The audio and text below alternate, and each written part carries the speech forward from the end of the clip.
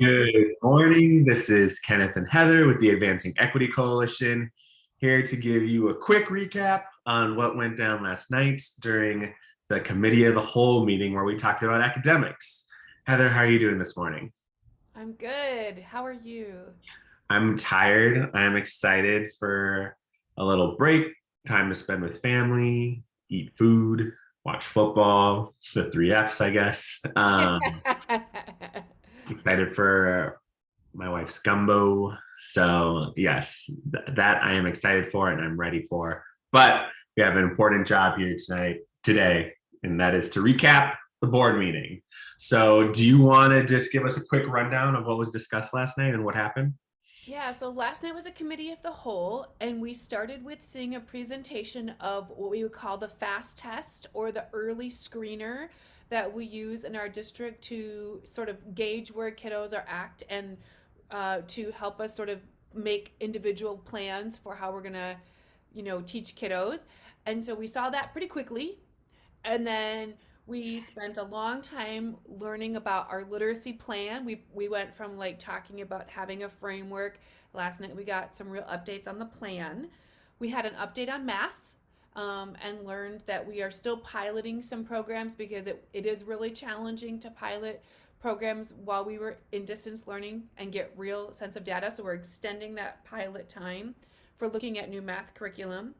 We spent a lot of time talking about the conditions of trying to improve conditions around what we need to improve for outcomes, and we talked those kind of really focused in on we need more time for teachers and for students, and we heard that we need more coaching for teachers, and that we need to really think about how we're going to increase the amount of teachers of color in our district. Yep. And then we ended right on time compared to the last meeting that went really long. Uh, we were done at 5 minutes to 8, for better or worse.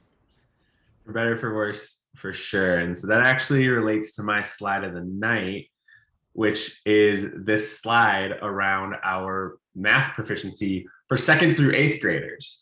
And so you can see here that our math proficiency for our second through eighth graders this year, to start this year, is dismal, right? We have only 40% of our students across 7 grades that are proficient or at grade level in math.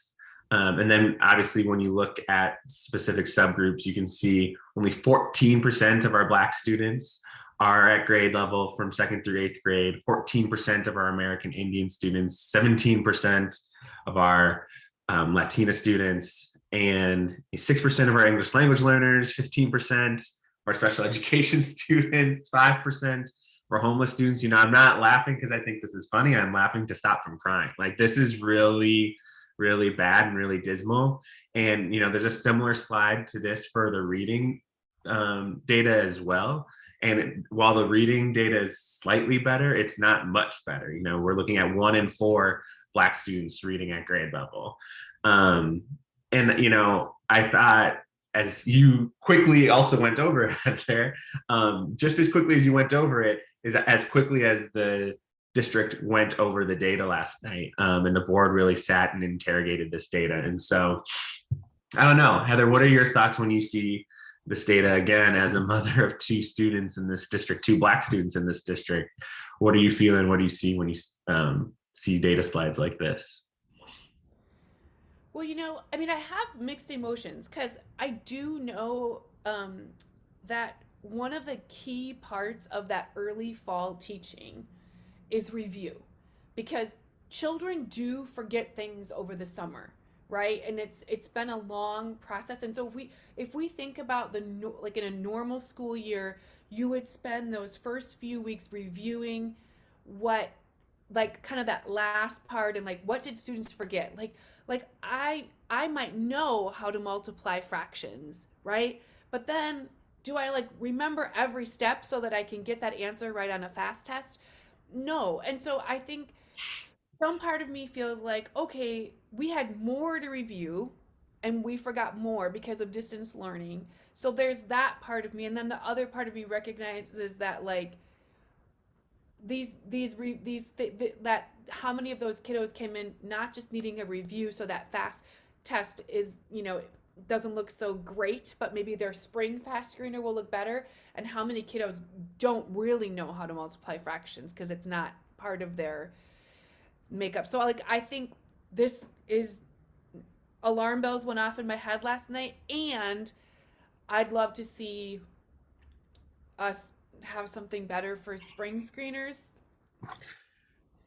Yeah, so I think these assessments are really important, and I know people feel a lot of different ways about them, but we have to understand what our current reality is, and like students understanding specific skills is an important thing for teaching and for learning, and for how students and parents can step up and support each other in those important skills. And so, I think something else that was frustrating and disappointing to me, and we aren't even getting into our do better moments, but what was frustrating and disappointing for me last night was to also hear the rhetoric around like, this is what happens in every urban district, and this is what happens because of the pandemic and all this stuff. And I'm just like, okay, I understand that, but like the pandemic wasn't the issue. Like the pandemic didn't cause all of this. It made it worse. But before the pandemic, we had 45% of our students doing math at grade level, right? Like 45 to 40, yes, that's a good amount of students, but it's not our whole problem. And so I think that's something that I'm really struggling with. And then also when you say like, yeah, this is happening all over the country, it minimizes like the urgency that this is having in our specific community, right? Like we have an extremely diverse community. We also have a lot of wealth. We're in the way that this is impacting students feels like it's being minimized by saying like, yes, this has happened, but this is a challenge in all urban education. Yeah, it's a challenge in all urban education, but like we have to own the fact that like we have some agency and we have some power to influence these results, and we have to meet the challenge. Otherwise, like what are we all being paid to do here? Yeah, and like also, yes, this happens. Yes, there's a national problem, but also we are responsible for the fifth. Like you also have to zoom all the way down into like we're responsible for that third grader at this school, right? Because there has to be a human connection to this. We are talking about our responsibility as a community, and we've been talking about this in other facets too. This is our community's um, responsibility. This is the city of Minneapolis. This is our responsibility to needle it all the way down to where this specific third grader has an educational experience that is quality. We can't just be like, oh, yeah, it's happening everywhere, so it can't be fixed. That's not what my tax dollars are for. Right. And I think, yeah, I mean, and we keep talking about, oh, um, the state should provide more money to education. And I fully support that and agree.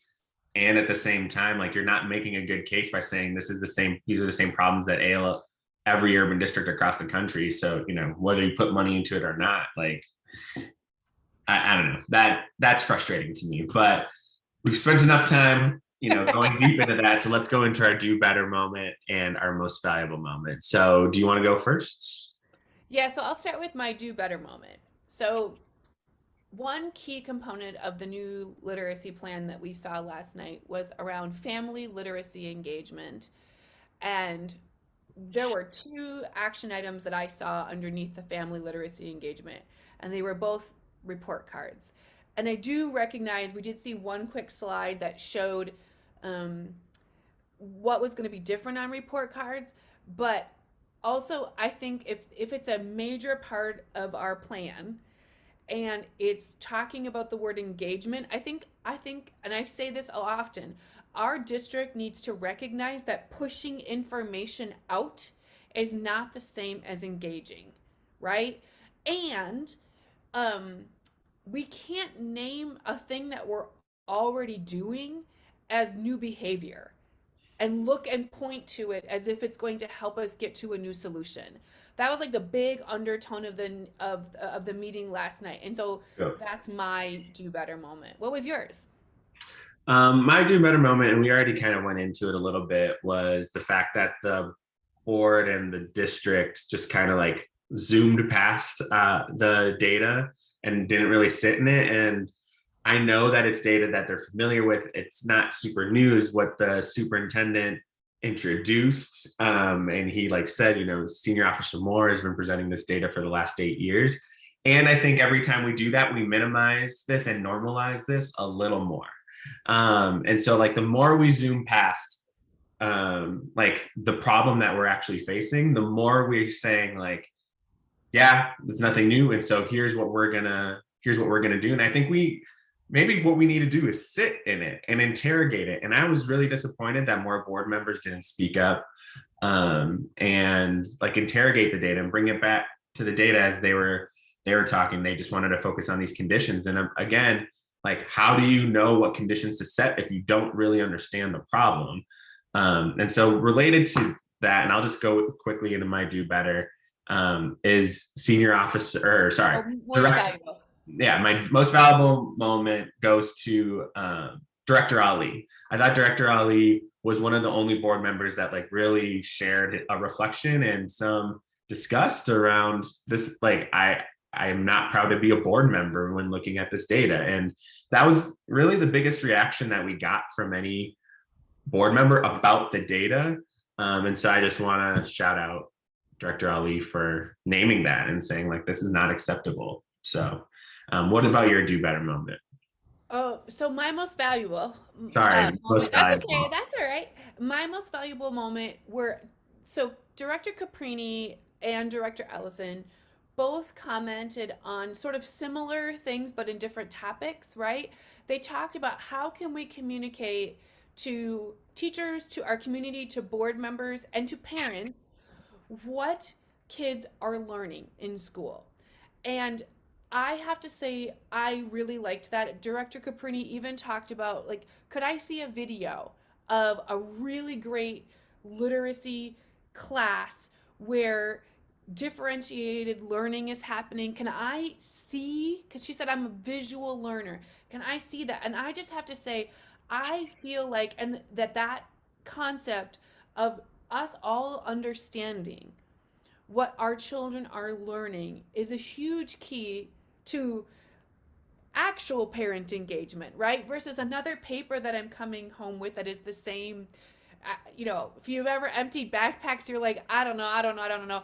But a lot of it is meaningless to parents. And so I do think that videos in languages so parents can understand both what their children are learning and how they can support their kids at home, I think that would be incredibly engaging for families to be able to understand how they can support what their kiddos are doing at school at home every night.